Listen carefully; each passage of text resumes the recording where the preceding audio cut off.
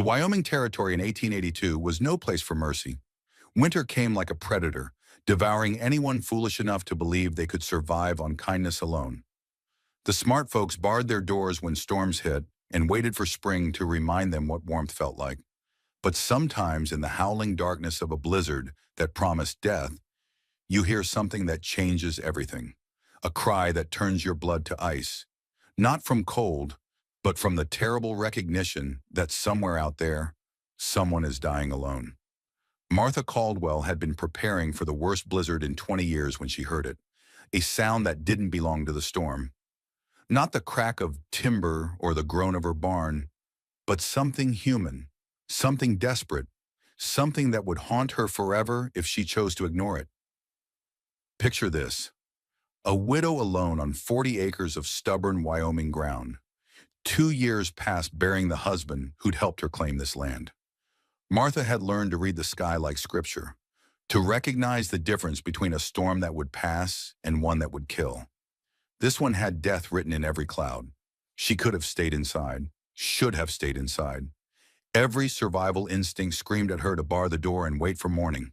But that cry, that desperate wail cutting through the chaos, it sounded like hope dying in the darkness. What Martha found in that blizzard would test every assumption her community held about who deserved saving and who deserved love. Because the bundle she pulled from that snowdrift wasn't just any dying child. It was a Lakota baby wrapped in traditional blankets, bearing the sacred symbols of a people her neighbors had been taught to fear. This is the story of Winter Rose, the child who should have died but didn't. Of Martha Caldwell, the woman who thought her days of nurturing were behind her. Of a blizzard that became a bridge between communities at war for generations. You're about to witness how one act of compassion echoed across the Wyoming Territory, challenging everyone to question what they thought they knew about family, about loyalty, about the price of doing what's right when the whole world is watching. Martha had no idea that stepping into that storm would make her the center of a controversy reaching all the way to Washington. She didn't know that saving one baby's life would test community bonds, challenge federal policy, and prove that sometimes the most powerful force in the world is simply refusing to let someone die alone. All she knew was that somewhere in the darkness, a child was crying. And Martha Caldwell had never been the kind of woman who could ignore a cry for help, no matter what it might cost her to answer. The storm was coming, the choice was waiting, and everything was about to change. The wind came screaming across the Wyoming Territory like all the fury of heaven turned loose on earth.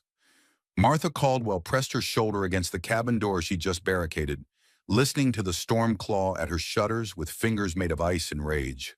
Snow drove sideways through the air, so thick it erased the world beyond her windows, turning familiar landmarks into ghostly suggestions. She'd been through enough frontier winters to recognize the signs of a killer storm. The way the temperature dropped 20 degrees in an hour. How the air tasted of metal and danger. The peculiar silence that settled over the valley when every living thing with sense had gone to ground. This wasn't just weather. This was nature's way of reminding humans how small they really were. Martha moved through her cabin with practiced efficiency, checking supplies that would have to last until the snow melted enough for travel. The home she'd built with Thomas sat on 40 acres of ground they'd claimed when hope was still a luxury they could afford. 2 years since the rock slide had taken him, and Martha had learned the harsh lessons that separated the living from the foolish in this unforgiving land. The cabin was built to weather hell itself, thick log walls chinked with mud and moss, a stone fireplace that Thomas had built with his own hands, designed to heat every corner of their small sanctuary, windows placed to maximize light while minimizing heat loss, everything calculated for survival when the world outside tried to kill you. Martha had just finished her final preparations when she heard it, a sound that made her freeze with her hands still on the water dipper. Faint at first, barely audible over the storm's roar, but unmistakably human. A cry. Weak, desperate, growing fainter, even as she strained to hear it again. She pressed her ear to the door, holding her breath. There. Again. Closer this time, but weaker. Something was out there in the storm. Something alive. Something dying. Every survival instinct screamed at her to stay inside. The storm would kill anything exposed to it within minutes. Whatever was out there was probably already dead, and she'd only be throwing her own life away for nothing. The smart thing was to wait until morning and bury whatever the storm left behind. But that cry, it wasn't the sound of a grown person caught in the weather. It was smaller, higher, more fragile. The sound of something that had never had a fighting chance against the world's cruelty. Martha's hand was on the door latch before her mind had fully decided. She wrapped herself in Thomas's old buffalo coat, pulled his wool hat down over her ears, and grabbed the rope she kept coiled by the door for exactly this emergency. She tied one end to the solid oak beam that supported her roof, knowing she had maybe 3 minutes before the cold killed her ability to function. The moment she opened the door, the storm tried to murder her. Wind hit like a physical blow, driving snow into her eyes and mouth, stealing breath from her lungs. The cold was so intense it felt like being slapped with a red-hot iron. She could barely see her own feet, let alone navigate by landmarks that had disappeared into white chaos. But she could still hear the cry, weaker now, coming from somewhere near the stand of pine trees that marked the eastern edge of her property. Martha followed the sound like a lifeline, one hand gripping the rope, the other shielding her face from the cutting wind. 15 steps from her door, she found it. A bundle of fabric half buried in a snowdrift, so small she almost missed it entirely. But as she knelt beside it, brushing away the accumulating snow, her heart nearly stopped. A baby. No more than a few months old, wrapped in what had once been a beautiful blanket woven with patterns she recognized but had never expected to see this close to her home. Lakota designs, traditional symbols worked in red and blue thread, now frozen stiff with ice and snow. The kind of craftsmanship that spoke of love, care, cultural pride, not the desperate improvisation of people barely surviving. The baby's lips were blue, breathing so shallow Martha had to press her ear to the tiny chest to confirm there was still life flickering inside. A girl, she realized, with dark hair that would have been beautiful if it wasn't crusted with snow and blood from a shallow cut on her scalp. Martha didn't hesitate. She wrapped the baby inside Thomas's coat, pulling the child against her own body heat, and followed her rope back to the cabin. The storm fought her every step, as if nature itself objected to this act of defiance against its judgment. Inside, Martha worked with desperate efficiency. She stirred the fire until it roared, filled her wash basin with warm water, and began the delicate process of bringing a dying child back from the edge. The baby's skin was mottled blue and white, her breathing barely perceptible, but there was still a flutter of pulse beneath Martha's fingers when she pressed them to the tiny throat. "Come on, little one," Martha whispered, rubbing the baby's limbs gently to restore circulation. "Don't you dare give up on me now." The baby's eyes fluttered open, dark brown, alert despite her condition, filled with an awareness that seemed too old for someone so young. She looked directly at Martha for a long moment, as if taking the measure of this stranger who'd pulled her from death's threshold. Then she began to cry, not the weak mewing Martha had heard through the storm, but a strong, healthy wail that filled the cabin with life. Martha felt tears she hadn't expected sliding down her cheeks as she cradled the child, offering comfort to someone who had no reason to trust any white face. As the baby settled into Martha's arms, accepting the warmth and safety being offered, Martha noticed the necklace around the tiny neck. A small medallion carved from bone, strung on sinew, bearing symbols that marked this child as someone important. Not just any Lakota baby, but one whose family would be looking for her. Martha looked out at the storm still raging beyond her walls and made a calculation that would have seemed impossible an hour ago. Whatever had separated this baby from her people, attack, accident, or something worse, the child was alive now and Martha would keep her that way. "You're safe now," she whispered into the soft, dark hair. "Whatever happened out there, you're safe here."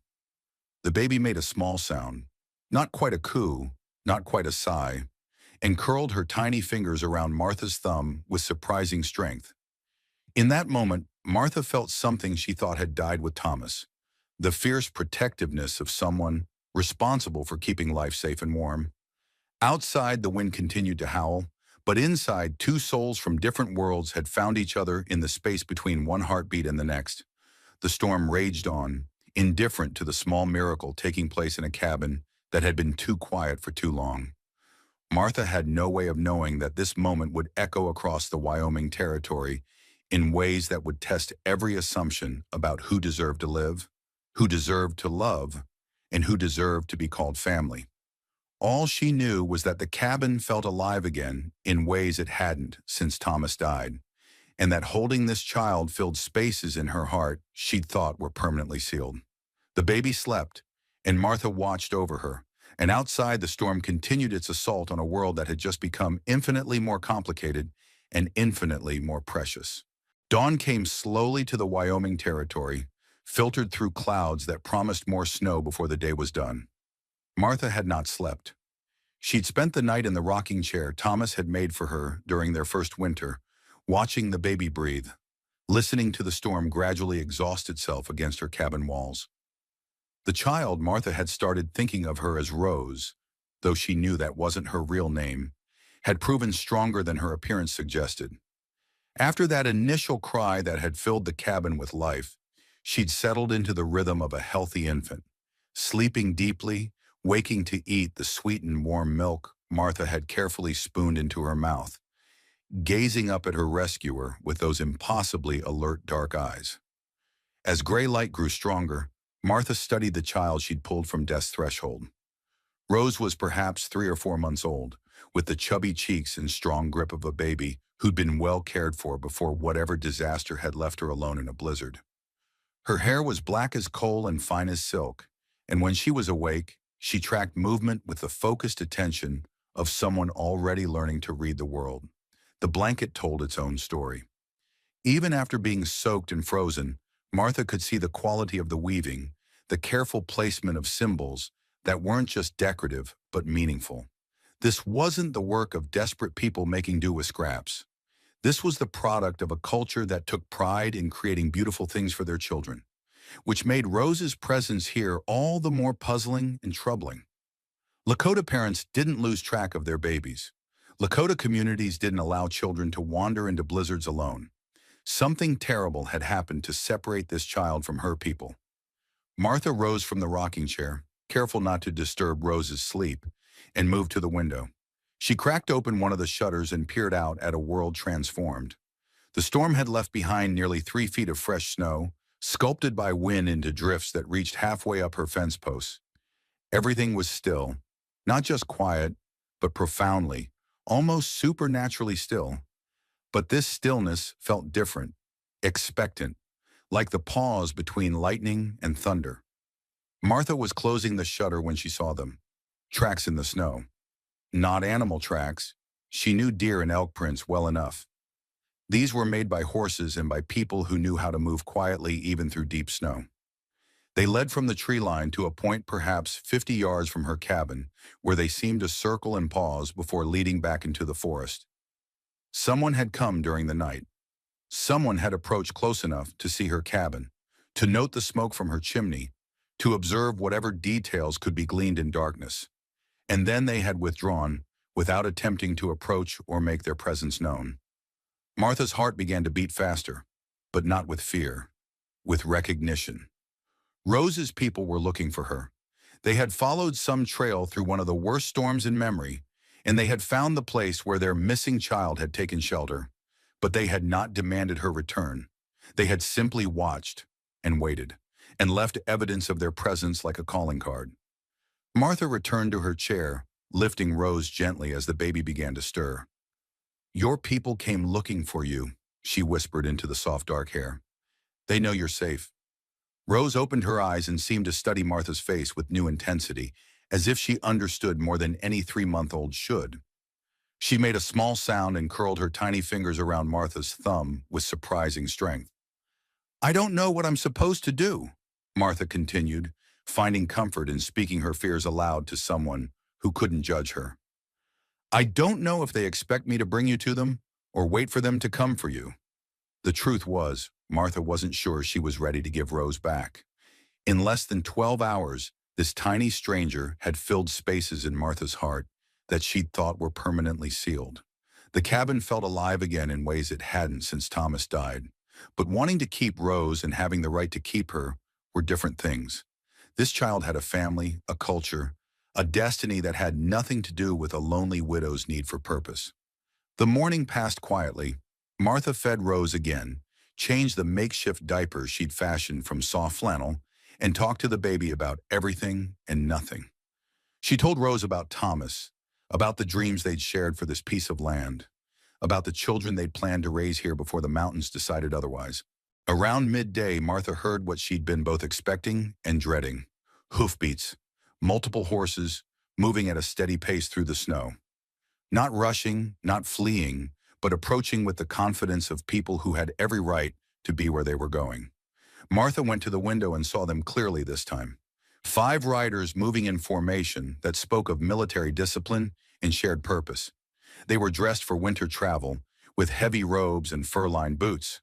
But Martha could see enough detail to recognize Lakota winter clothing. The leader rode a paint horse whose breath steamed in the cold air. They stopped at the same spot where the tracks from the night before had paused. The leader dismounted and walked forward until he was close enough to speak without shouting, but still far enough away to demonstrate no immediate threat. "Woman of the cabin," he called out in accented but clear English. "We would speak with you." Martha's mouth went dry, but she forced herself to move with calm deliberation.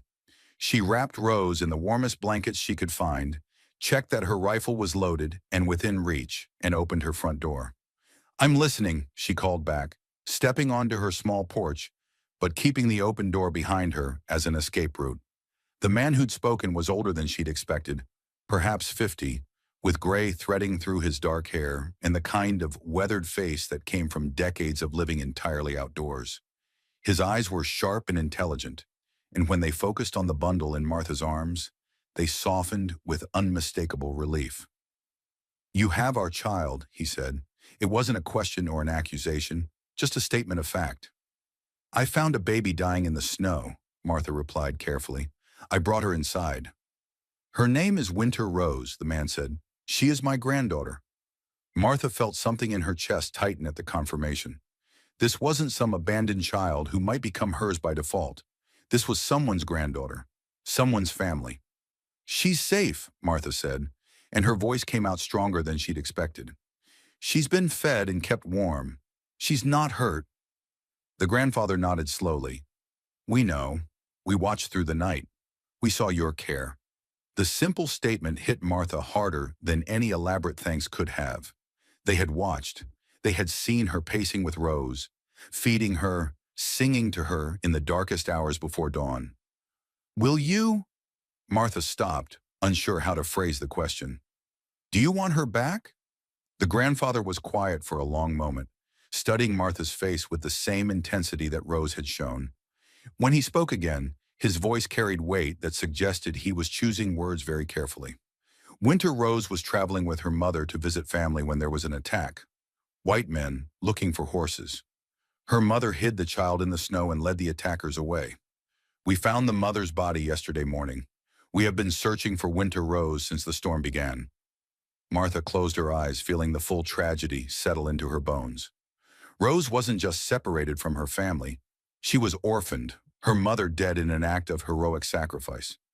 "I'm sorry," Martha said quietly. "I'm so sorry for your loss." The grandfather nodded. "Her mother was brave. She died protecting what mattered most." "What happens now?" Martha asked. "Now we must decide what is best for Winter Rose. She is the last of her line through her mother, but she is very young, and it is winter, and our camp is far from here." Martha understood what he wasn't saying directly. Taking a 3-month-old baby on a long journey through winter conditions was dangerous, possibly fatal. "What if," Martha began, then stopped, afraid to voice the possibility forming in her mind. "What if she stayed with you until spring?" the grandfather finished. "Until she is stronger and the travel is safer?" Martha nodded, not trusting her voice. The grandfather looked back at his companions, and Martha saw a brief conversation conducted entirely in glances and subtle gestures. When he turned back to her, his expression had shifted from cautious assessment to something that might have been hope. "You would do this? Care for our child as if she were your own?" "Yes," Martha said without hesitation. "And in the spring, you would let her go back to her people?" This question was harder, but Martha forced herself to answer honestly. "If that's what's best for her, Yes. The grandfather studied her for another long moment, then walked back to confer with the other riders. Martha watched them discuss something in their own language, noting the respectful way the younger men deferred to the older one's judgment. Finally, the grandfather returned to his position and spoke again. We will make camp in the valley beyond the ridge, close enough to know Winter Rose is safe, far enough to not bring trouble to your door. When spring comes, we will return. Martha felt relief and terror at the responsibility being placed on her shoulders. I'll take good care of her. We know, the grandfather said. Your actions have already shown us your heart. As the riders prepared to leave, the grandfather pulled something from his saddlebag and walked forward until he was close enough to place it on Martha's porch step. It was a small bundle wrapped in soft leather. For Winter Rose, he explained, things that belong to her mother, so she will not forget where she comes from. Martha picked up the bundle, feeling the weight of history and love wrapped inside it. Thank you. The grandfather mounted his horse and looked back at Martha one more time. In our language, he said, we have a word for someone who saves a child that is not their own. Ina wachingte. It means one who makes herself a mother through love, not blood. He touched his hand to his heart, then gestured toward Martha and Rose. Ina wachingte, he repeated. You are Winter Rose's Ina wachingte now. As the riders disappeared back into the forest, Martha stood on her porch holding Rose in the bundle of her mother's belongings, feeling the weight of the name she'd been given. Ina wachingte, a mother made by choice, not chance. Inside the cabin, Martha unwrapped the leather bundle with trembling fingers.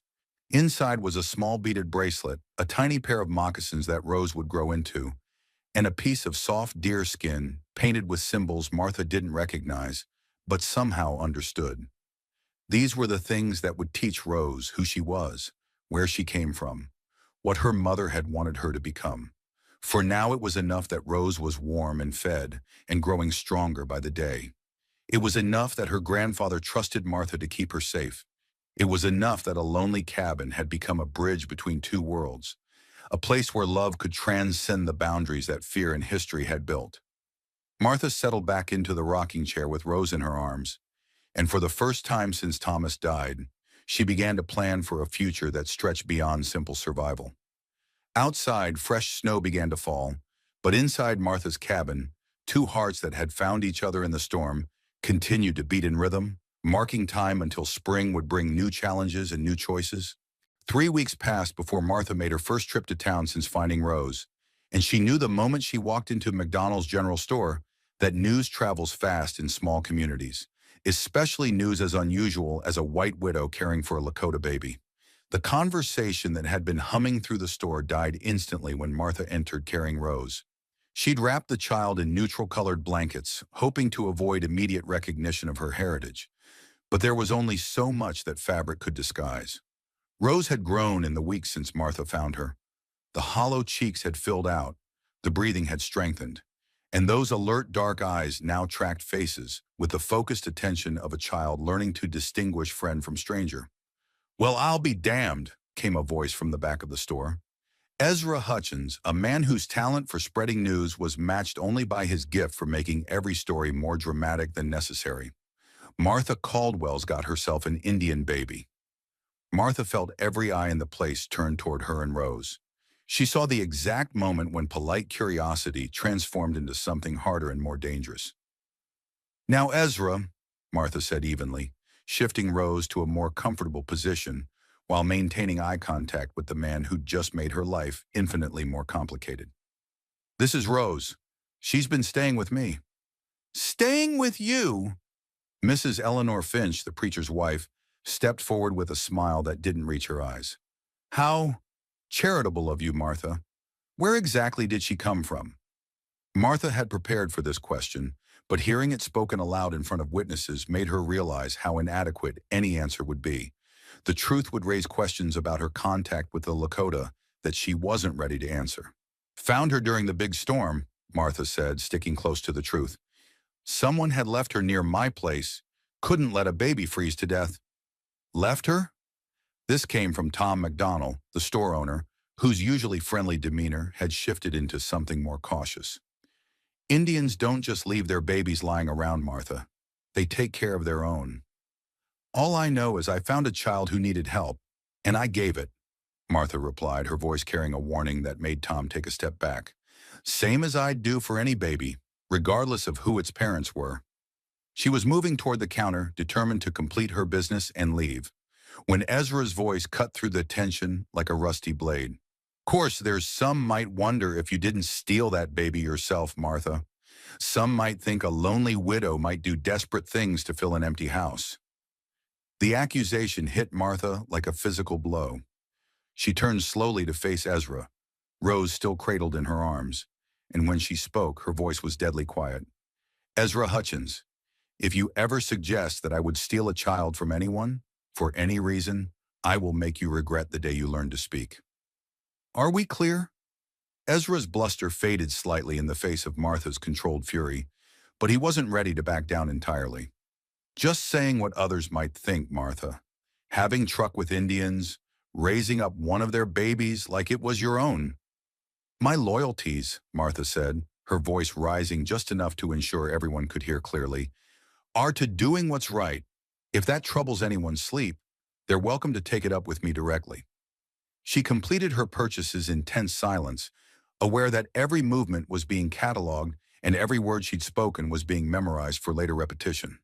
When she finally left the store, Rose sleeping peacefully against her shoulder, Martha could feel the weight of a dozen stares following her down the street. The ride back to her cabin gave Martha time to think about what had just happened and what it might mean. Cedar Falls wasn't large, but it was connected to the larger network of settlements and territorial officials that governed this part of Wyoming. Word of her situation would spread, and not everyone who heard it would be as relatively benign as the merchants and farmers she'd face today. She was still wrestling with these concerns when she crested the hill that led down to her property and saw them. 3 horses tied to her fence, and 3 men sitting on her porch as if they owned it. Martha recognized 2 immediately. Sheriff William Crawford was decent enough when sober, but he understood which way political winds were blowing. The second man was Lieutenant James Morrison from Fort McKinney. Young, earnest, convinced that military discipline could solve any problem if applied with sufficient force. The third man was a stranger, but his expensive clothes and carefully groomed appearance marked him as someone from back east, possibly with connections to the territorial government. Martha approached her own home with a strange feeling that she was walking into a trap, but she kept her expression neutral and Rose's position relaxed. "Gentlemen," she said, dismounting with deliberate calm, "what brings you to my property?" Sheriff Crawford stood up, removing his hat in a gesture that felt more like an apology for what was about to happen. "Martha, we need to talk about that baby." "Rose is sleeping," Martha replied. "I'd prefer not to disturb her if it's not necessary." "I'm afraid it is necessary," the stranger said, stepping forward with the confidence of someone accustomed to having his authority acknowledged immediately. "My name is Charles Whitman. I'm a representative of the Bureau of Indian Affairs, and I'm here to discuss the improper custody of a Native American child." Martha felt her heart rate accelerate, but she kept her voice steady.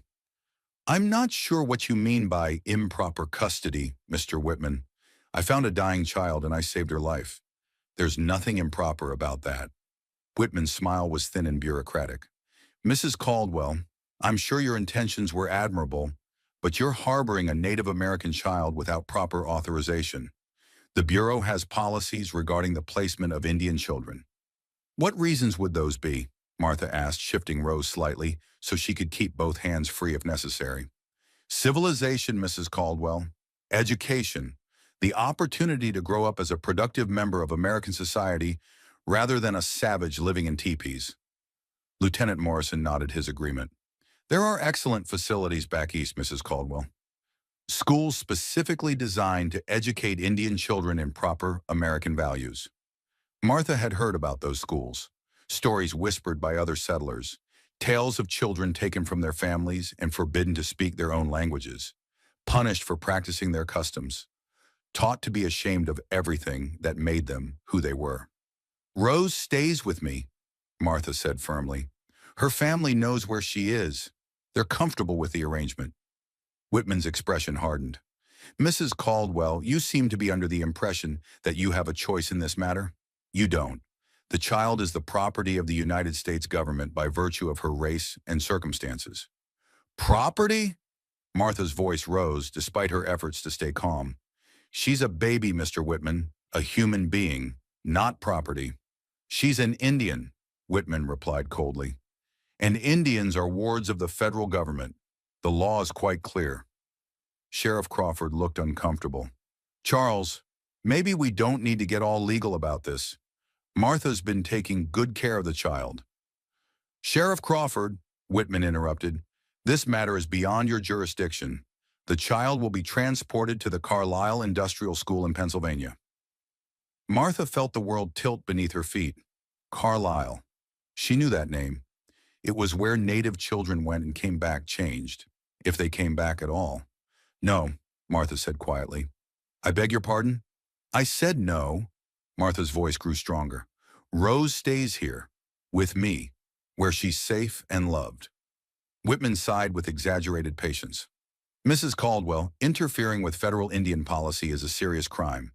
You could face imprisonment, loss of your property, complete social ostracism. This isn't about federal policy, Martha replied. This is about Rose. And yes, Mr. Whitman, I'll risk everything for her, because that's what you do for family. Lieutenant Morrison stepped forward, his hand resting casually on his sidearm. Mrs. Caldwell, please don't make this more difficult than necessary. We have the authority to take the child by force. Martha looked at the three men arrayed against her and realized she was facing the same choice her husband had faced when the mountains started to slide. Fight a battle she couldn't win, or find another way to protect what mattered most. Gentlemen, she said slowly, I think there's something you should know before you make any final decisions about Rose's future. What's that? Whitman asked impatiently. Martha smiled, and there was something in her expression that made all three men take an unconscious step backward. You're being watched. Whitman looked around nervously. What do you mean? I mean that Rose's grandfather and several of his warriors have been camped in the valley beyond that ridge for 3 weeks now. They know she's here. They know she's safe. And they're very interested in making sure she stays that way. Lieutenant Morrison's hand moved closer to his weapon. Are you threatening us, Mrs. Caldwell? I'm informing you, Martha replied calmly. You can try to take Rose from me by force, but you should understand that doing so might provoke exactly the kind of Indian trouble that the territorial government has been trying to avoid. Sheriff Crawford looked pale. Martha, you're not saying there's a war party out there. I'm saying that Rose's people care about what happens to her, Martha replied, and they've made it clear that they're watching the situation very closely. The three men exchanged glances, and Martha could see the calculations taking place. The glory of enforcing federal Indian policy was considerably less appealing when it came with the risk of provoking a conflict.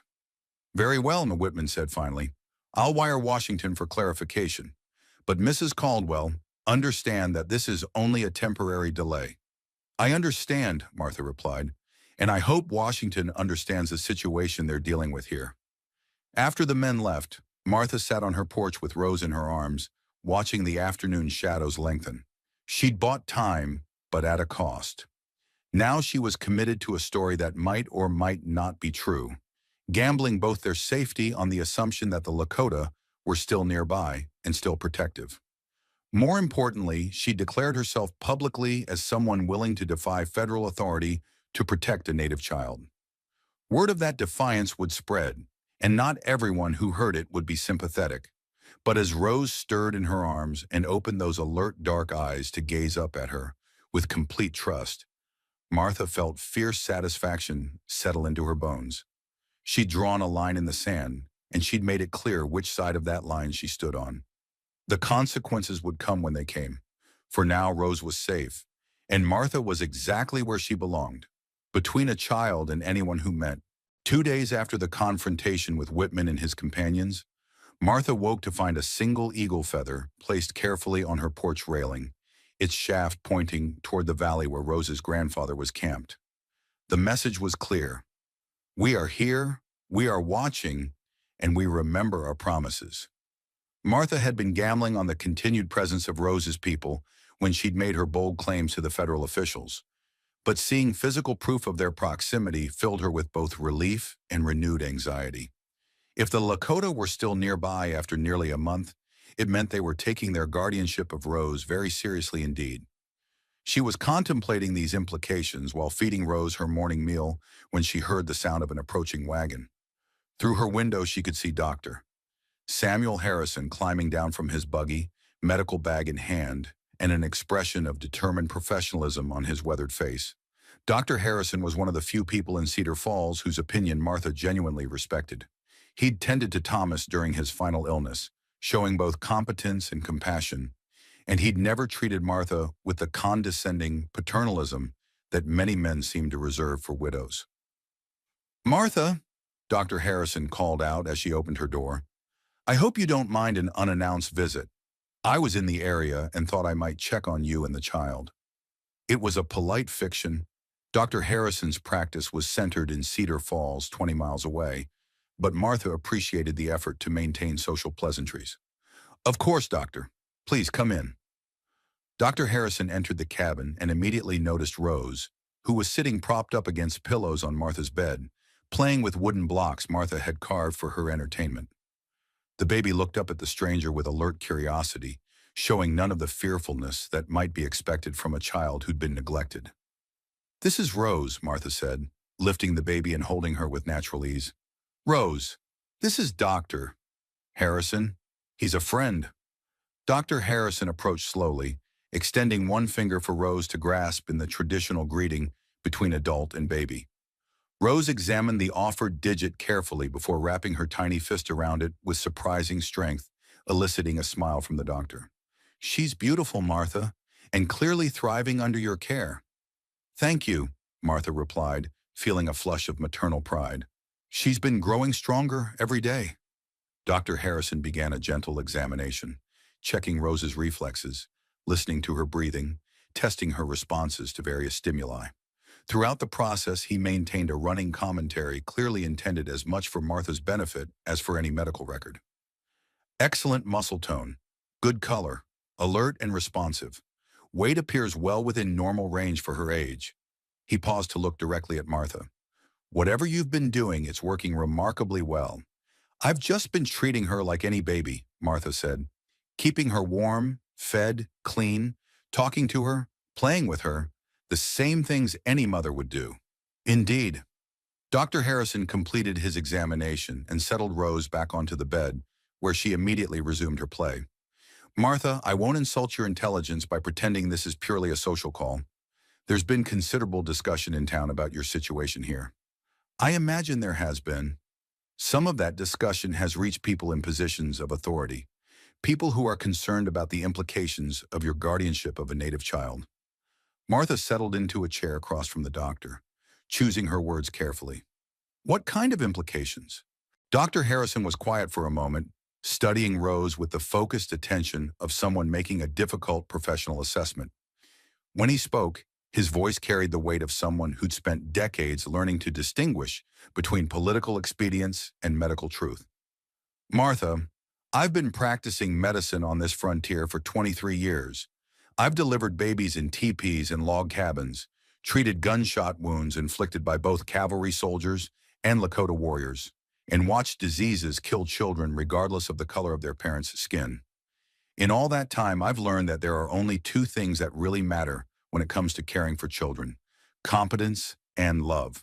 He gestured toward Rose, who had managed to stack 2 blocks on top of each other and was regarding her architectural achievement with obvious satisfaction. "That child shows every sign of receiving both in abundance. She's healthy, happy, and developing normally. More importantly, she's clearly bonded with you in a way that suggests she feels safe and loved. From a medical standpoint, removing her from your care would be not just unnecessary but potentially harmful." Martha felt a surge of gratitude toward this man who was willing to speak truth to power. "However," Dr. Harrison continued, "medicine is not the only consideration in this case. There are legal issues, political concerns, and social pressures that extend well beyond my area of expertise." "Dr. Harrison," Martha said quietly, "if I asked you to put your medical opinion in writing, would you do it?" The doctor was silent for a long moment, weighing the professional and personal risks of taking a public stand on such a controversial issue. Finally, he nodded. Yes, I would. But Martha, you should understand that a medical opinion, however strongly stated, may not be enough to override the other forces at work here. Before Martha could respond, they were interrupted by the sound of multiple horses approaching at speed. Through the window, Martha could see a group of riders cresting the hill, not the measured approach of officials conducting business, but the urgent pace of people responding to emergency. Dr. Harrison moved to the window beside her, and they watched as 6 men reined in their horses near Martha's fence. She recognized most of them: Sheriff Crawford, Lieutenant Morrison, 2 soldiers from Fort McKinney, and 2 civilians whose expensive clothing marked them as government representatives. Trouble, Dr. Harrison murmured. Martha lifted Rose from the bed, wrapping her in a soft blanket and holding her close. Whatever was about to happen, she wanted the baby to feel as secure as possible. The knock on her door was sharp and peremptory, carrying none of the courtesy that had marked previous visits. Mrs. Caldwell, Lieutenant Morrison's voice was clipped and military. Please open the door immediately. Martha exchanged a glance with Dr. Harrison, who nodded grimly and moved to stand beside her as she approached the door. What can I do for you, Lieutenant? Martha called through the closed door. We have new orders regarding the Indian child, Mrs. Caldwell. Please step outside so we can discuss them. Martha opened the door but remained on the threshold, Rose visible in her arms. The sight of the baby seemed to galvanize the men waiting in her yard, and she could see several of them adjusting their positions in ways that suggested they were preparing for resistance. Mrs. Caldwell, one of the civilians stepped forward. I'm Assistant Territorial Governor James Mitchell. I've been sent here to resolve the situation regarding the illegal custody of a Native American child. There's nothing illegal about caring for an orphan baby, Martha replied. There is when that baby is being held in defiance of federal policy, Mitchell shot back.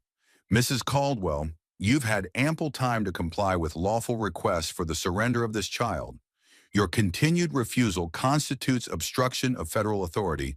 Dr. Harrison moved forward slightly, positioning himself where his presence would be unmistakable. Gentlemen, I've just completed a thorough medical examination of the child. She's in excellent health and clearly receiving appropriate care. From a medical standpoint, there's no reason to disrupt her current placement. Dr. Harrison, Mitchell replied coldly, medical considerations are not the primary issue here. This is a matter of law and policy. What law? Martha demanded. Show me the specific statute that says I can't care for a child who was abandoned and dying. Mitchell pulled a folded document from his coat pocket.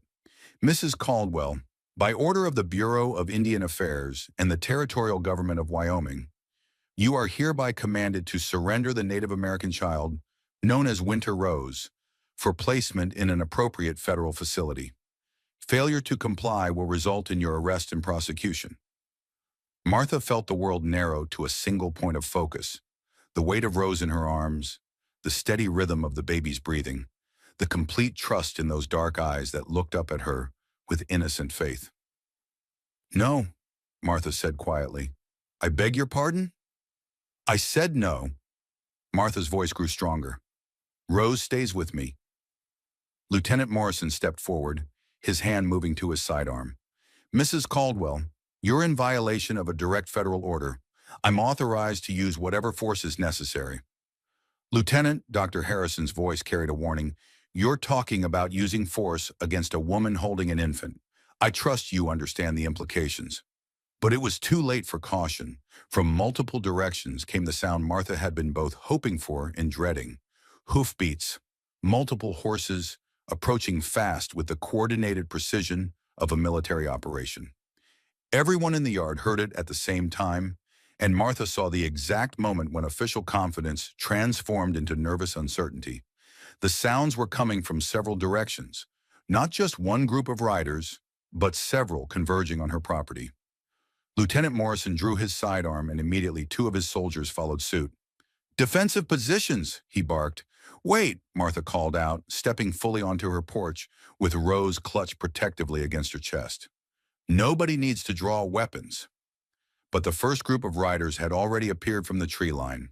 5 Lakota warriors on painted horses, moving at a controlled gallop. A second group emerged from the north, and a third from the west, until Martha's property was surrounded by nearly 20 mounted warriors in full battle regalia. At the center of the eastern group rode Rose's grandfather, his paint horse stepping proudly despite the tension. He was dressed for war, feathers in his hair, war paint on his cheeks, a rifle across his saddle, but his posture spoke of control rather than aggression. The grandfather raised his hand, and every warrior stopped moving simultaneously, creating a circle around Martha's property that was clearly deliberate and unmistakably threatening. "Jesus Christ," Sheriff Crawford whispered, his face pale with the realization that his quiet day of enforcing policy had just transformed into a potential massacre. The grandfather rode forward until he was close enough to speak without shouting, but still far enough away to avoid being seen as immediately threatening. When he spoke, his voice carried clearly across the yard. "We have come for Winter Rose." Lieutenant Morrison raised his pistol, pointing it in the general direction of the grandfather. "You're trespassing. Disperse immediately." The grandfather's eyes flicked dismissively over the lieutenant before focusing on Martha. "Ina Wakinkta," he said formally. "We have watched. We have waited. Now we have come." Martha felt the weight of 20 pairs of eyes focusing on her. Rose stirred in her arms, perhaps sensing the tension, but didn't cry. Instead, she seemed to study the faces around her with the same alert attention she brought to everything. "Grandfather," Martha said, using what she hoped was the appropriate term of respect, "Rose is safe here. She's been cared for and loved." "We know," the grandfather replied. "We have seen your heart. But Winter Rose belongs with her people now." Sheriff Crawford stepped forward, his own weapon drawn but pointed at the ground. "We can't have armed Indians surrounding federal officials. This is an act of war." The grandfather's expression didn't change. "We are not at war, Sheriff. We are protecting our child." "Your child is a ward of the federal government," Mitchell declared, his voice shaking despite his attempts to maintain authority. The grandfather finally looked directly at Mitchell, and there was something in his gaze that made the territorial official take an involuntary step backward. "Your government," the grandfather said slowly, "has taken many of our children, sent them far away to die of loneliness in your schools. We will not let Winter Rose join them." Martha looked around at the faces surrounding her. Government officials determined to enforce policy regardless of human cost. Soldiers prepared to use violence. Lakota warriors ready to die rather than see another child taken. In the middle of it all, Rose continued to rest peacefully in her arms. "Stop," Martha said quietly. When nobody responded, she raised her voice. "Stop." The authority in her voice made everyone turn their attention to her. "All of you, stop and listen," Martha continued. "I have something to say, and you're all going to hear it before anyone does anything stupid." She stepped forward, still holding Rose, until she was standing in the space between the two armed groups. "This baby's name is Winter Rose. 4 weeks ago, she was dying in a blizzard, and I saved her life. Since then, she's been warm, fed, loved, and protected. She's grown stronger and healthier every day." Martha turned to face Mitchell and the other government officials. "You want to take her away from the only stability she's known since her mother died. Ship her off to some school where she'll be taught to hate everything about where she comes from." She turned to face the grandfather and his warriors. "And you want to take her from the home where she's been cared for and loved, drag her across the territory in winter conditions that could kill her?" Martha looked around at all the armed men, and her voice rose with passionate conviction. "All of you are wrong, every single one of you, because this isn't about federal policy or tribal law or who has the right to decide Rose's future. This is about one little girl who deserves better than to become a symbol in other people's wars." She held Rose up slightly, letting everyone see the baby's calm, alert face. "Look at her," Martha commanded. "Really look at her. She's not a political statement or a legal precedent. She's a baby who needs love and stability, and people who put her welfare above their own agendas." The grandfather was quiet for a long moment, his eyes moving from Martha's face to Rose's, then back again. When he spoke, his voice was softer. "What would you choose, Ina Wachinkte?" Martha took a deep breath, knowing her next words would determine not just Rose's future, but her own. "I choose to give Rose the best of both worlds," she said. "Let her stay with me until she's old enough to understand who she is and where she comes from. Let her learn about her Lakota heritage from you and your people, but let her also learn about the world she'll have to navigate as someone who exists between two cultures." The silence that followed was thick with tension and possibility.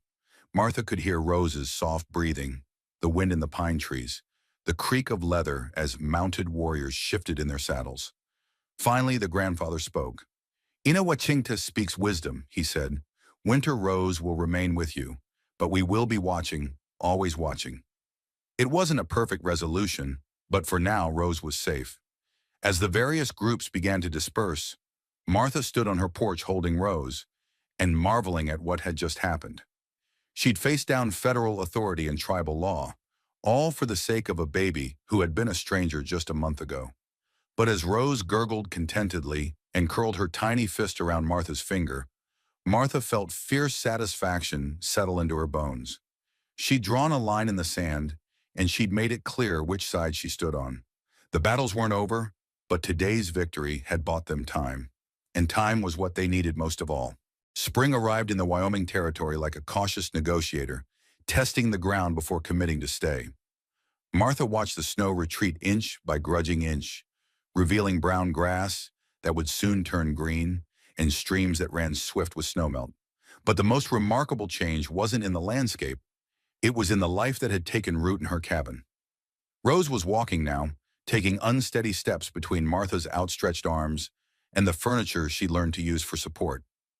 At 8 months old, she was ahead of most babies in her development, showing the kind of determined independence that Martha suspected she'd inherited from both sides of her complex heritage.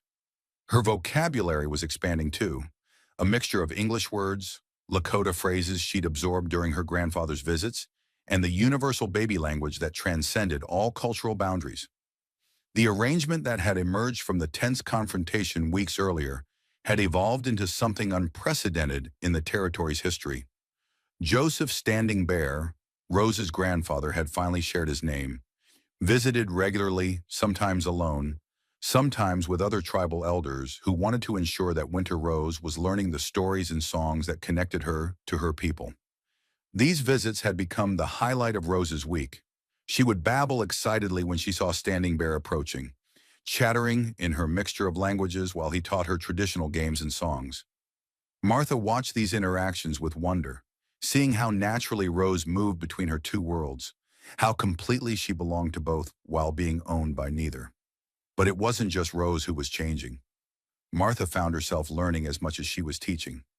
Standing Bear had begun sharing stories of Lakota culture, explaining the meanings behind the symbols on Rose's birth blanket, teaching Martha phrases in his language so she could help Rose maintain her connection to her heritage. "The child who walks between two worlds," Standing Bear had said during one of his visits, watching Rose play with toys from both cultures, "carries great responsibility. She must be strong in both, weak in neither." Martha understood what he meant. Rose was becoming something new, not white, not traditionally Lakota, but someone who belonged fully to both communities. It was exactly what Martha had envisioned during that confrontation, but seeing it develop was both more wonderful and more challenging than she'd anticipated. The wonderful part was obvious. Rose was happy, healthy, and surrounded by people who loved her unconditionally. She was learning to see differences in skin color, language, and customs as interesting variations rather than threatening divisions. The challenging part was the growing realization that Rose's very existence questioned fundamental assumptions about racial boundaries that most people in 1882 weren't ready to examine. Every time she successfully navigated between her two worlds, she was living proof that the rigid categories that kept communities separate were artificial constructs rather than natural laws. That made her simultaneously precious and dangerous, depending on who was doing the looking. The danger became clearer in early May, when Martha received an unexpected visitor who represented neither territorial authorities nor tribal leadership, but something potentially more threatening: public opinion. Reverend Marcus Whitfield arrived on a Tuesday morning, driving a buggy that had seen better days and carrying a leather satchel that bulged with papers and pamphlets. Martha recognized his type immediately, a circuit preacher whose authority came not from any official appointment, but from his ability to articulate the fears and prejudices of people who felt their world changing too quickly. "Mrs. Caldwell," Reverend Whitfield announced without preamble, "I've come to discuss the situation regarding the heathen child you've been harboring." Martha, who had been working in her garden while Rose played nearby with smooth stones, straightened slowly and studied her uninvited guest. Whitfield was perhaps 40 with pale complexion that suggested he spent more time indoors studying scripture than ministering to actual people. His clothes were neat but worn, and his eyes held the fervent intensity of someone who'd confused his own opinions with divine revelation.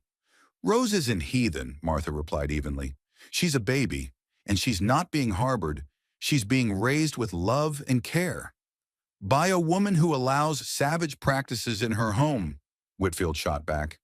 "I've heard about the Indian visitors, Mrs. Caldwell. I know about the heathen rituals and ungodly teachings that child is being exposed to." Martha glanced at Rose, who had looked up from her play with the alert attention she always showed when adult voices carried tension. The child had learned to read emotional atmospheres with uncanny accuracy.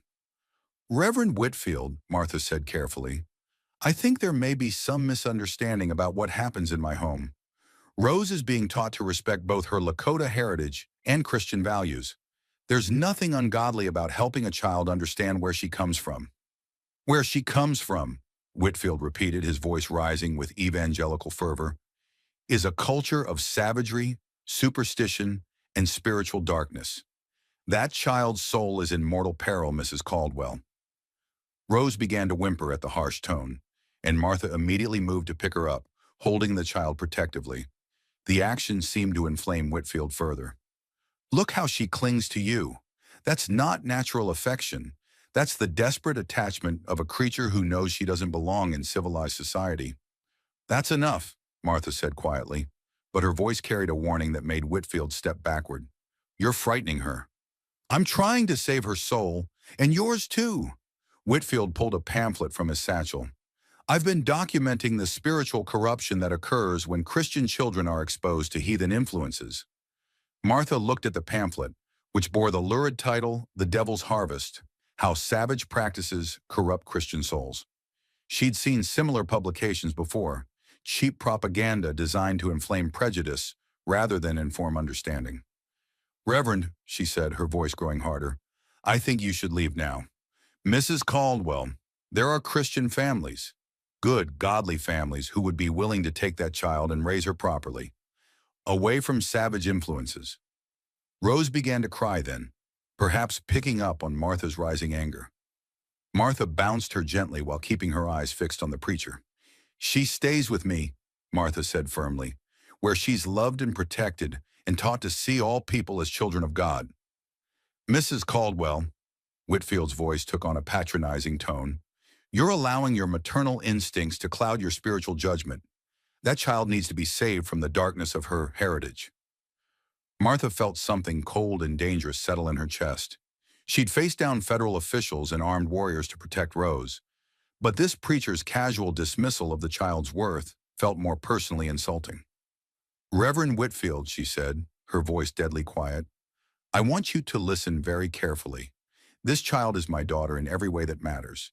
She's been baptized in love, raised in compassion, and taught that God's grace extends to all his children. If you think there's something ungodly about that, then you and I worship very different gods." "Mrs. Caldwell, you're committing blasphemy." "I'm speaking truth," Martha interrupted, "and here's some more truth.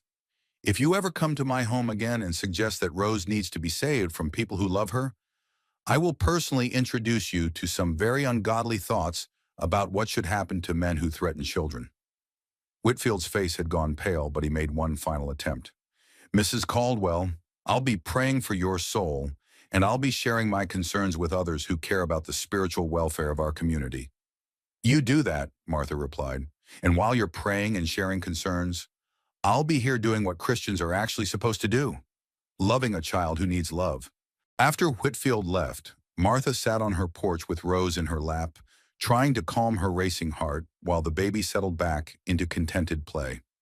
The encounter had shaken her more than she wanted to admit, partly because of the hatred in the preacher's voice, but mostly because she recognized the potential power of his message. Fear was always easier to sell than hope. Hatred was simpler than understanding. She was still processing these troubling thoughts when she heard familiar hoofbeats. Standing Bear appeared, but instead of his usual calm approach, there was urgency in his posture. "Ina Wachingti," he said formally as he dismounted. "We must speak." Martha rose, still holding Rose.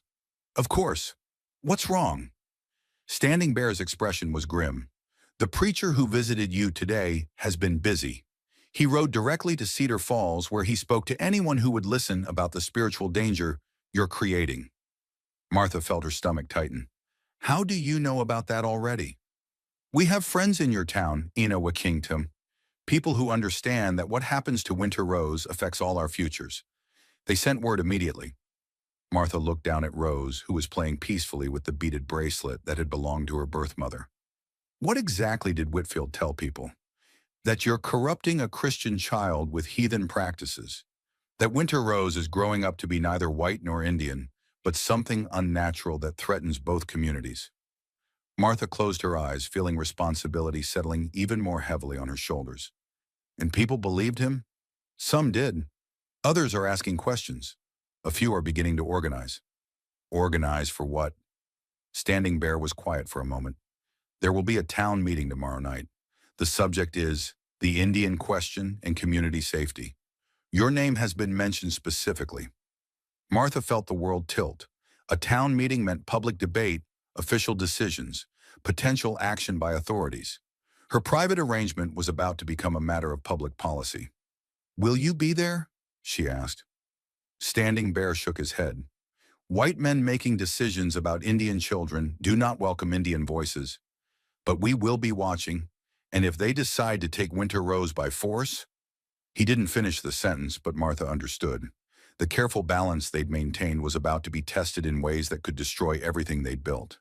"Standing Bear," Martha said quietly, "what would you do if you were in my position?" The old man studied her face before answering. "I would remember that Winter Rose belongs to herself before she belongs to any community. And I would ask myself what choice gives her the best chance to grow into a woman who can stand proudly in both worlds." It wasn't the answer Martha had hoped for, but it was the answer she'd expected. Standing Bear understood that Rose's future couldn't be guaranteed by any single decision. It could only be protected by people willing to keep fighting for her right to exist as herself. That evening, after Standing Bear had left and Rose was sleeping peacefully, Martha sat at her kitchen table and tried to prepare for what might be the most important speech of her life. Tomorrow night, she would have to stand before her neighbors and explain why a white widow's love for a Lakota baby was worth protecting. Martha pulled out paper and began to write, searching for words that might save not just Rose's future, but the fragile experiment in understanding they'd all been trying to create. Outside, the Wyoming wind whispered through the pine trees, carrying the scent of snow from the mountains and the promise of storms yet to come. But inside Martha's cabin, a woman who'd learned to love without boundaries prepared to fight the most important battle of her life. The meeting was tomorrow, the test was coming, and Rose slept peacefully, trusting that the people who loved her would find a way to keep her safe in a world that didn't yet understand what she represented. The community hall in Cedar Falls had never held so many people at one time. Martha arrived precisely at 7 o'clock, carrying Rose in her arms and wearing her best dress, the dark blue wool she'd worn to Thomas's funeral. She'd chosen it deliberately, knowing that every detail would be scrutinized by people looking for reasons to justify decisions they'd already made. The hall buzzed with conversation that died abruptly when Martha stepped through the door. She'd expected hostility, but the wave of silence that greeted her was somehow more unnerving. It was the silence of people seeing her not as Martha Caldwell, their neighbor, but as a symbol of everything they feared about their changing world. Rose, now 9 months old, surveyed the crowd with alert curiosity. She'd grown into a beautiful child, round-cheeked and bright-eyed, with an infectious laugh that had charmed even reluctant visitors. Tonight she seemed to sense the tension, but simply studied the faces around her with focused attention. Martha found a seat in the middle of the hall, deliberately avoiding both the front rows where she might seem demanding and the back where she might appear to be hiding. From the center, she could see everyone who might speak for or against her, and everyone could see Rose clearly. Reverend Whitfield sat in the front row with a thick folder of pamphlets. He'd gathered supporters around him, people Martha recognized as vocal opponents of any accommodation with the territory's native population.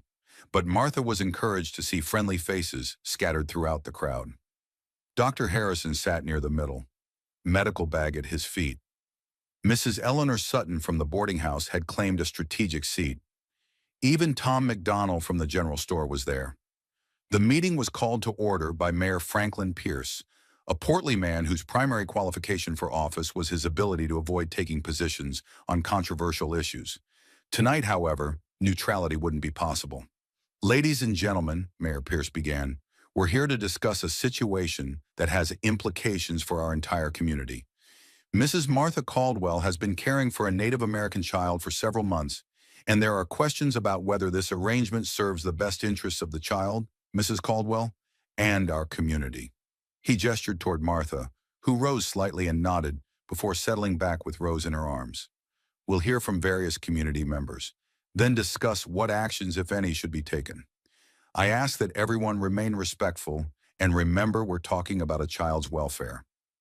Reverend Whitfield was first to speak, rising with theatrical flourish. Mayor Pierce, ladies and gentlemen, he began, his voice carrying rolling cadences. We are gathered here to confront a crisis of moral and spiritual proportions that threatens the very foundation of our Christian community. He opened his folder and pulled out a pamphlet, holding it high for everyone to see. For months, we have allowed a well-meaning but misguided woman to conduct an experiment in racial mixing that flies in the face of God's natural order. We have watched as a Christian home has been open to heathen practices and savage influences. Martha felt Rose stir as Whitfield's voice rose, and she gently bounced the baby while keeping her expression neutral. She'd expected this rhetoric, but hearing it spoken publicly still felt like a physical blow. The child in question, Whitfield continued, gesturing toward Martha and Rose, is being raised in spiritual confusion that can only lead to moral degradation. She is being taught to embrace heathen practices alongside Christian values, creating a dangerous hybrid that threatens the purity of both traditions. Murmurs of agreement rippled through his supporters, but Martha noted that much of the crowd remained silent and attentive. More troubling still, Whitfield pressed on, is how this situation has created dangerous precedents for relations between our community and the savage tribes around us. By treating this child as equal to a white Christian baby, we are undermining the natural hierarchy that God established between the races. Dr. Harrison rose from his seat. Point of order, Mayor Pierce. Are we here to discuss theology or the welfare of a specific child? Pierce looked flustered but nodded toward the doctor. You'll have your chance when the Reverend is finished. I'm finished now, Whitfield declared, annoyed but smart enough to recognize he was losing his audience's attention. I move that this community demand the immediate removal of the Indian child from Mrs. Caldwell's home and her placement in an appropriate federal facility. A scattered chorus of second came from Whitfield's supporters, but the response was less enthusiastic than Martha had feared. Is there discussion? Mayor Pierce asked nervously. Dr. Harrison stood immediately. I'd like to present medical evidence relevant to this discussion. He pulled a thick folder from his medical bag and opened it to reveal handwritten notes. I've been monitoring this child's development for 6 months, he announced with professional authority. I've documented her physical growth, cognitive development, emotional responses, and overall health. I'm prepared to testify that she shows every sign of receiving exceptional care. The doctor looked around the room, making eye contact with as many people as possible. This child is healthy, happy, and developing normally in every measurable way. She's ahead of most children her age in motor skills and language development. She shows no signs of neglect, abuse, or developmental delays. From a medical standpoint, disrupting her current placement would be not just unnecessary, but potentially harmful. Eleanor Sutton stood up.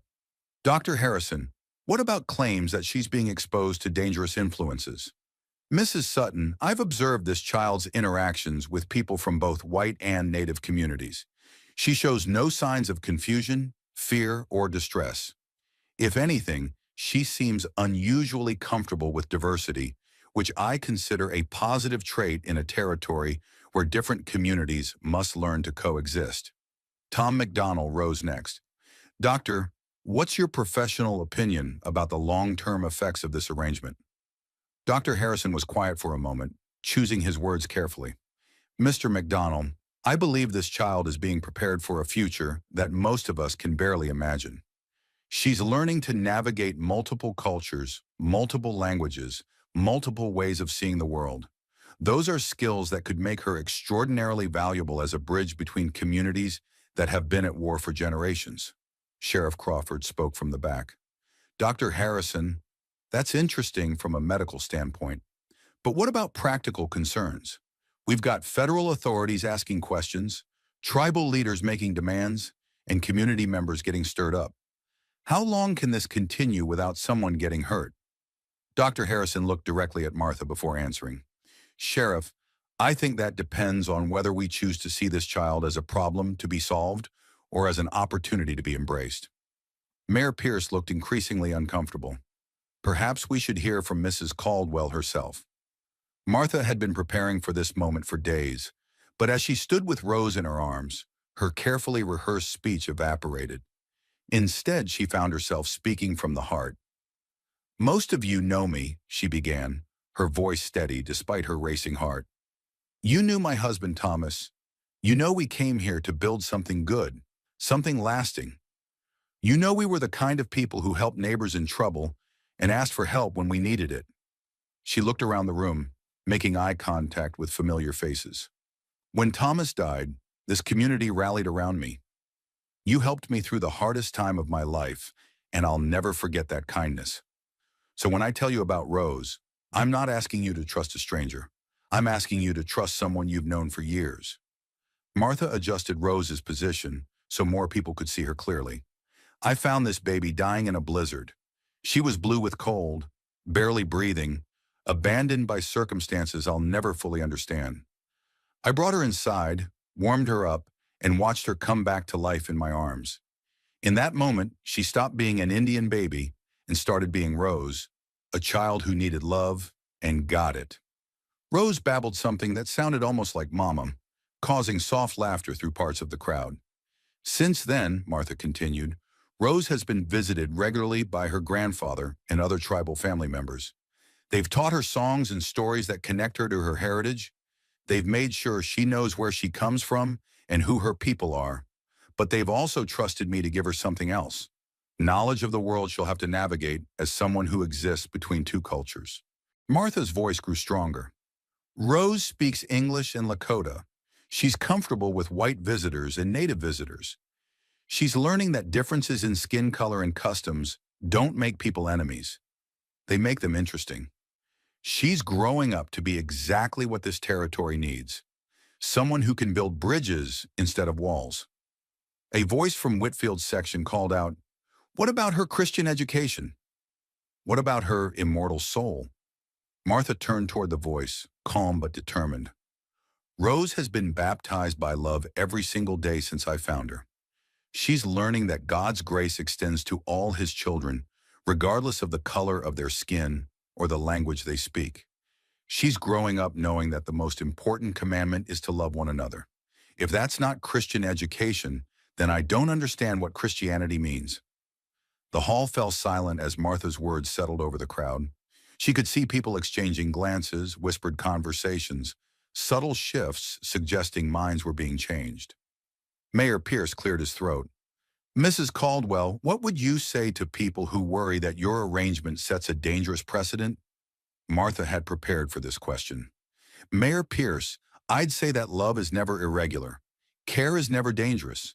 The precedent I hope I'm setting is that when a child needs help, good people provide it, regardless of politics or prejudice.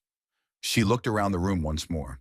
But more than that, I'd say that Rose represents something this territory desperately needs. Proof that we don't have to choose between preserving our traditions and adapting to change. She's growing up as both Lakota and American, and she's thriving because of it, not despite it. Martha paused for her most important argument. Ladies and gentlemen, we're living in a time when two peoples who've been at war for generations are trying to figure out how to share the same land. We can keep fighting, keep building walls, keep teaching our children to fear and hate each other, or we can try something different. We can raise children who see diversity as strength rather than threat. Rose gurgled softly and reached for faces around her, causing several people to smile. That's what Rose represents, Martha concluded. Not a threat to our way of life, but a hope for a better way of life. Not confusion about who she is, but clarity about who we could all become if we chose love over fear. Martha sat down to scattered applause that gradually grew stronger. It wasn't unanimous support, but it was far more encouraging than she'd dared hope. Reverend Whitfield rose again, frustrated by the positive response. Ladies and gentlemen, we must not allow sentiment to cloud our judgment. This child may appear healthy now, but what about her future? What happens when she reaches maturity and becomes confused about her identity? Dr. Harrison stood before Whitfield could continue. Reverend, with respect, you're asking us to make decisions based on hypothetical future problems rather than observable present realities. This child shows no signs of confusion, violence, or immorality. She shows signs of being loved, educated, and prepared for a complex world. Eleanor Sutton joined the discussion. What about the political implications the Sheriff Crawford raised? Mrs. Sutton, I believe the political implications of removing this child from a loving home would be far more dangerous than allowing her to remain where she's thriving. An unexpected voice spoke up. Mrs. Catherine Mills, an elderly widow who'd lost her own children years earlier. I'd like to say something, if I may. Pierce nodded toward her. I've lived in this territory for 37 years, Mrs. Mills began, her voice thin but clear. I've seen wars, diseases, droughts, floods, and every other kind of hardship. I've buried children, buried husbands, buried dreams, and in all that time, I've learned one thing for certain. Love is rare and precious, and when you find it, you protect it. She gestured toward Martha and Rose. That baby has found love. Real love. The kind that changes people and makes them better. Now we're talking about destroying that love in the name of what? Politics? Prejudice? Fear? Mrs. Mills' voice grew stronger. I've seen what happens to children raised without love, shipped off to institutions where they're treated like problems instead of people. I've seen the emptiness in their eyes, the hardness in their hearts. Do we really want to inflict that on a child who's currently surrounded by people who would die to protect her? The hall was completely silent, and Martha could see tears in several eyes. I move to table Reverend Whitfield's motion indefinitely, Mrs. Mills declared, and I move that we officially recognize Mrs. Caldwell's guardianship of Rose, with the understanding that she'll continue to receive support from both our community and the child's tribal family. Second, Dr. Harrison called out immediately. Second, Eleanor Sutton echoed. Second, Tom McDonald added. Mayor Pierce looked stunned by the sudden shift. Is there discussion of Mrs. Mills' motion? Reverend Whitfield rose one final time, his face flushed with anger. This is madness. You're allowing sentiment to override Scripture. You're choosing earthly compassion over divine commandment. Dr. Harrison stood calmly. Reverend, I believe the consequences of this decision will echo through this territory in ways that prove love is stronger than fear, understanding is stronger than prejudice, and hope is stronger than hate. Mayor Pierce called for a vote on Mrs. Mills' motion. The result wasn't unanimous, but it was decisive. 27 in favor, 11 opposed, with 3 abstentions. Martha felt her knees go weak with relief as the numbers were announced. Rose had been babbling quietly throughout the proceedings, occasionally reaching toward familiar faces, completely unaware that her future had just been decided by a room full of strangers who'd chosen love over fear. As people began filing out, many stopped to speak with Martha, some offering congratulations, others asking questions about Rose's development, a few simply wanting to get a closer look at the child who'd become the center of so much controversy. Dr. Harrison was among the last to leave. Martha, he said quietly, what happened here tonight was remarkable. You didn't just win a vote, you changed minds. You helped people see beyond their fears to possibilities they'd never considered. Dr. Harrison, Martha replied, I couldn't have done this without your support. Your medical testimony gave people a factual basis for making an emotional decision. Perhaps, but Martha, you should understand that this victory doesn't resolve all the challenges you'll face. Federal authorities may not respect local decisions. Some tribal community members may have concerns, and there will always be people like Whitfield who see your success as a threat. Martha looked down at Rose, who had fallen asleep in her arms during the excitement. I know, doctor, but tonight proved something important. There are more people willing to choose love over fear than I dared to hope. That gives me strength for whatever comes next. The ride home through the cool Wyoming night gave Martha time to process what had happened.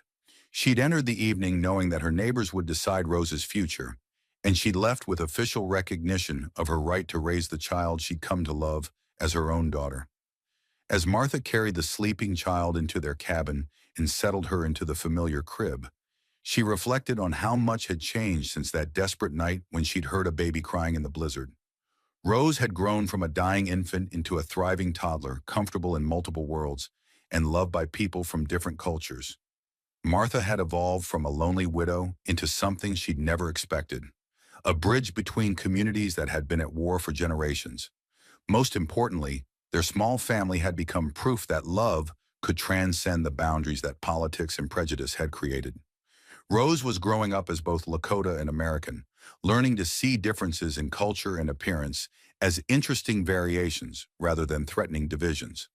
Outside, the Wyoming winds sang through the pine trees, but inside Martha's cabin, two hearts that had found each other in the storm continued to beat in rhythm, marking time until the next test of their bond would come.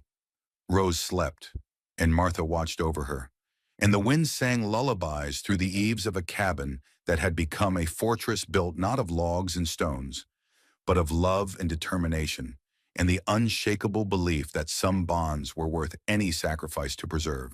And so, in the unforgiving wilderness of Wyoming territory, a blizzard that should have been an ending became a beginning. Martha Caldwell discovered that motherhood isn't about blood, it's about the courage to love when someone needs you most. Winter Rose grew up to become something the frontier had never seen, a living bridge between two worlds. She spoke English and Lakota, moved between settlements and tribal camps, carrying the stories of both her heritage and her chosen home. Rose became a translator of more than languages. She translated cultures, helping communities understand each other. Her children and grandchildren carried forward Martha's lesson, that differences make people interesting, not threatening. When Martha died at 78, her funeral was attended by people from dozens of communities, proof that love really can transcend the boundaries fear builds. Their legacy lives on in every person who chooses compassion over indifference, hope over despair. Martha was just an ordinary woman who made an extraordinary choice on one desperate night. She had no special training, just a heart open enough to hear a cry for help and respond with love. What would you have done if you'd heard that baby crying in the blizzard? More importantly, what will you do the next time life asks you to choose love over fear? Sometimes the most precious treasures are found in unexpected places. Sometimes the most extraordinary families are created by choice, not chance. Share your thoughts in the comments below. Have you ever experienced a moment when someone's kindness changed everything? When you discovered that family could be built on love rather than blood? Don't forget to subscribe to Wild West Stories for more incredible tales of courage and compassion. Hit that notification bell so you never miss a story that might remind you love really can conquer fear. Until next time, remember, every storm passes, but the love we share in the shelter lasts forever.